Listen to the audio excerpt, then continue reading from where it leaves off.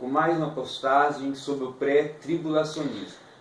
O pré-tribulacionismo, que inclusive no vídeo anterior nós explicamos que ele está ligado simultaneamente com o dispensacionalismo, ou então ele é uma corrente que vai surgir a partir do dispensacionalismo, né? Todo dispensacionalista, todo aquele que defende o dispensacionalismo como a sua escola de interpretação teológica e bíblica e consequentemente escatológica, ele é automaticamente pré-tribulacionista e também pré-milenista.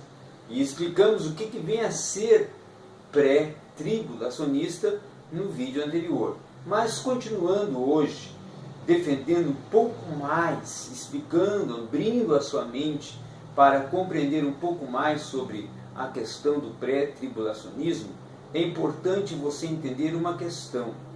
A própria Bíblia, dentro lá do contexto já inserido no Apocalipse, quando está falando sobre os acontecimentos que ocorrerão, consequentemente, simultaneamente, dentro do período denominado tribulação e grande tribulação, nós vemos ali já, a partir do capítulo 6, todo um relato dos acontecimentos que estarão, e é a abertura dos selos, e essa abertura dos selos são acontecimentos que já estarão inseridos dentro do contexto tribulação e pré-tribulação, e também grande tribulação, né? Tribulação e grande tribulação.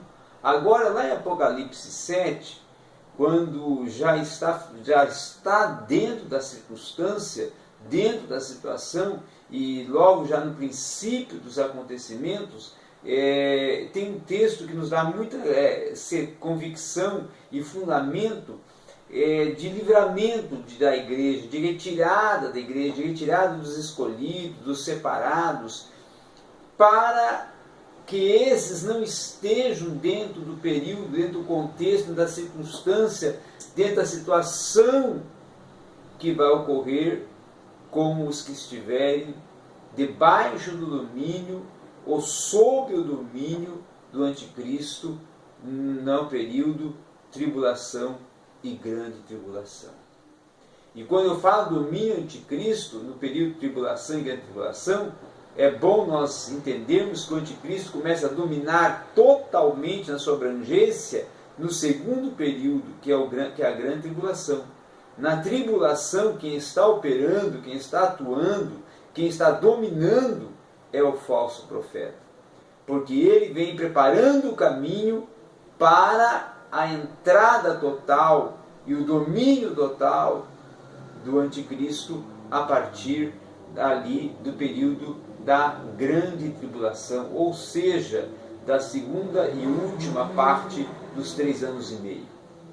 Nós temos que entender também que esse versículo que eu vou ler, ele define claramente, interligado com outro texto que está lá no profeta Ezequiel, que é a importância de nós entendermos essa ligação, esse paralelo, para compreendermos que há um povo, que no caso a igreja, que será separado, selado, para não vir a passar pelo período tribulação e grande tribulação, para serem retirados antes de ocorrer esse período.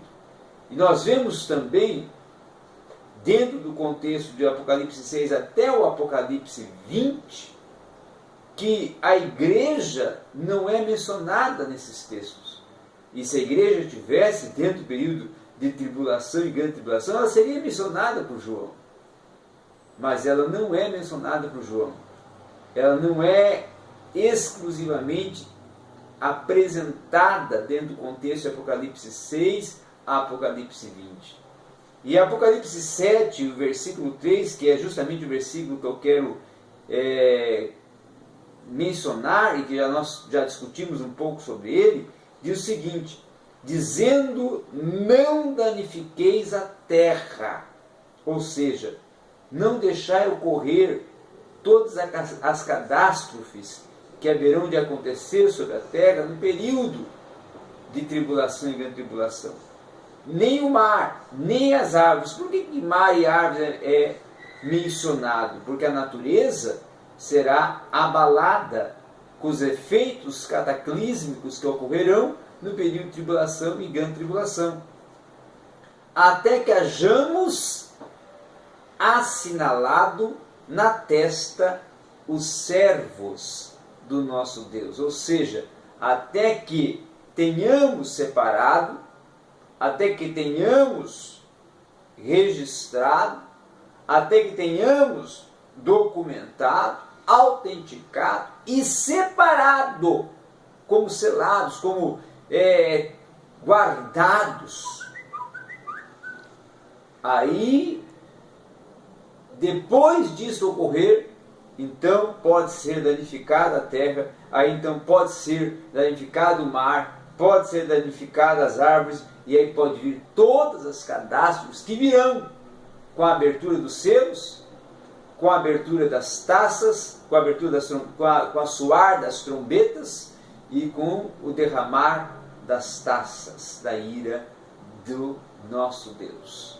Agora, indo lá em Ezequiel, para nós fecharmos e interligarmos o que João fala em Apocalipse 7, no versículo 3, nós vamos ver um outro texto que nos dá a sustentação para esse que falou João, que vai dizer algo muito forte, que vai nos dar também um entendimento mais amplo, para nós podermos compreender um pouco melhor.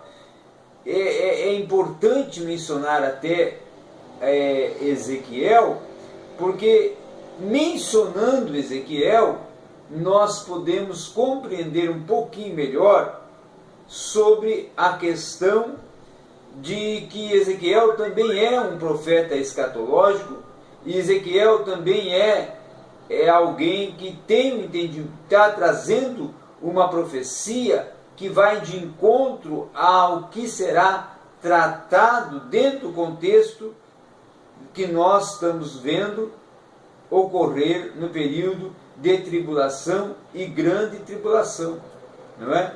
Então, é muito importante ver o que ele diz. Olha, vamos começar a ler lá no versículo 3. Agora vem o fim sobre ti, porque enviarei sobre ti a minha ira, e te julgarei conforme os teus caminhos, e trarei sobre ti todas as tuas abominações. E não te poupará o meu olho, e nem terei piedade de ti, mas porei sobre ti os teus caminhos e as tuas abominações, e estarão no meio de ti, e sabereis que eu sou o Senhor. Assim diz o Senhor Jeová: o mal, eis que um só mal vem.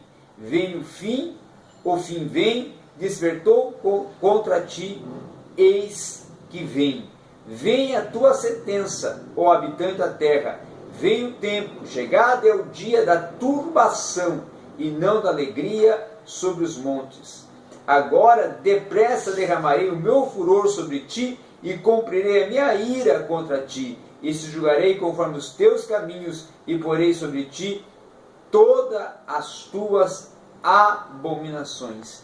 E não te poupará o meu olho, e nem terei piedade conforme os teus caminhos. Assim carregarei sobre ti, e as tuas abominações estarão no meio de ti, e sabereis que eu sou o Senhor.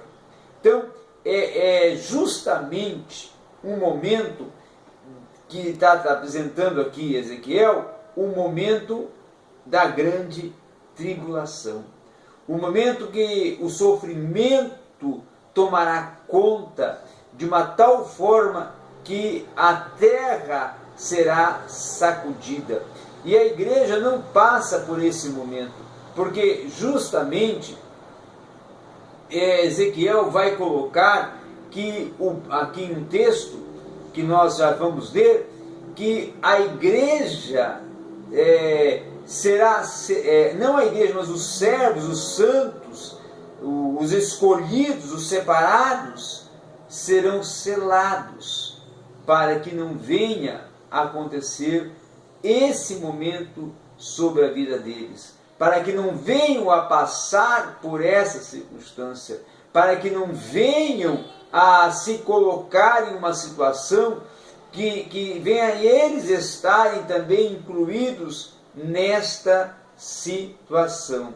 Não é? Então, é justamente uma oportunidade que está dando fundamento para nós compreendermos que existe um livramento, que existe uma saída, que existe uma possibilidade, que é justamente a igreja sendo retirada antes que venha essa destruição, antes que venha esse mal, antes que venha toda essa circunstância destruindo a terra, sucumbindo todos os que lá estiverem. E agora o que nós também precisamos entender é porque justamente Ezequiel também vai falar que essas pessoas que estão ali e que passarão são justamente aqueles que não aceitaram a palavra, né? E aí não terão como ser protegidos, certo? Por quê? Porque eles rejeitaram a palavra, rejeitaram as profecias, rejeitaram as mensagens. E aí nós voltamos de novo um pouquinho para fortalecermos um texto que já mencionamos, de Apocalipse 6, que é o início da abertura dos selos, que vai apresentar o princípio dessa circunstância de tribulação, quando aparece no cavalo branco, que surge nos ares, e esse cavalo branco é o anticristo que vem para fazer um falso acordo com Israel. Nós vamos tratar sobre isso no próximo vídeo. Depois vem o cavalo vermelho, que justamente já é o início das guerras, e aí nós podemos mencionar a guerra que muitos comentaristas defendem, que essa guerra seria a guerra de Gog e Magog, Ezequiel 38 e 39, não é? E aí tem uma diferença para nós compreendermos um pouco a questão hermenêutica desta guerra de Ezequiel 38 e 39 com Apocalipse 19 e 20, e também depois esta guerra do Cavaleiro Vermelho, ou mencionada pelo Cavaleiro Vermelho, que vem trazendo guerras, destruições. Depois do Cavaleiro Vermelho, aí vem o Cavaleiro Preto, ou o Cavalo Preto, e esse Cavalo Preto justamente vem já para trazer a fome sobre toda a terra, né? A não oportunidade mais de ter a comida, de ter o alimento, porque, como mesmo diz, será retirado da terra o alimento e será medido.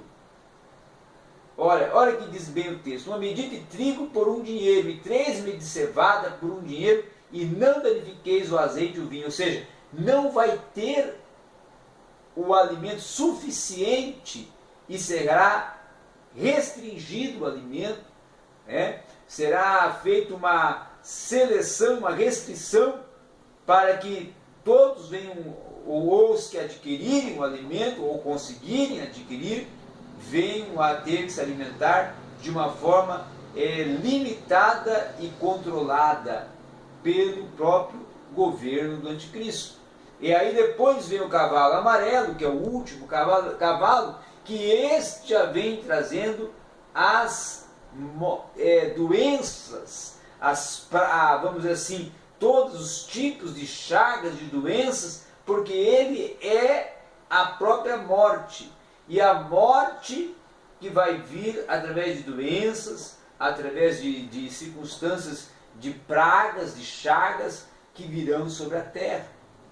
Então, nesse contexto, aqui a igreja já não está mais presente. Nesse contexto aqui, a igreja já foi retirada, já foi extraída desse período, porque ela já foi preservada, ela já foi guardada do período em que há de vir sobre a terra. Tá? Então, é muito importante que nós venhamos entender bem isso, para não ficarmos confundidos e depois virmos até a pensar de que essa circunstância há de ocorrer, ou como defende os pós-tribulacionistas, com a igreja. Não, a igreja é preservada, ela é guardada, ela é livrada.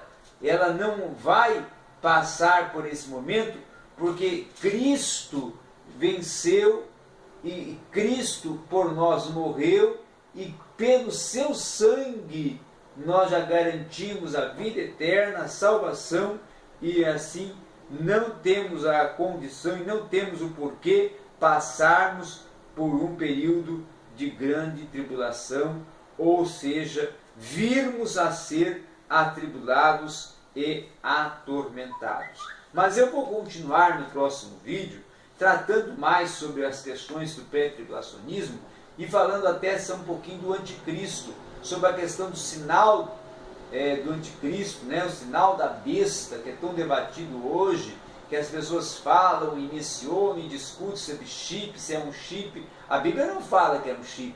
A Bíblia fala do número da besta e fala do sinal da besta, mas não menciona chip. E aí nós vamos discutir um pouco sobre isso, dentro do contexto das Sagradas Escrituras, até para que possamos compreender melhor o que fala e o que trata a Bíblia sobre os dias finais, os dias derradeiros, que ocorrerão com os salvos, que serão arrebatados, e com os ímpios, que serão todos conduzidos ao período de tribulação e grande tribulação. Obrigado a todos, até o próximo vídeo.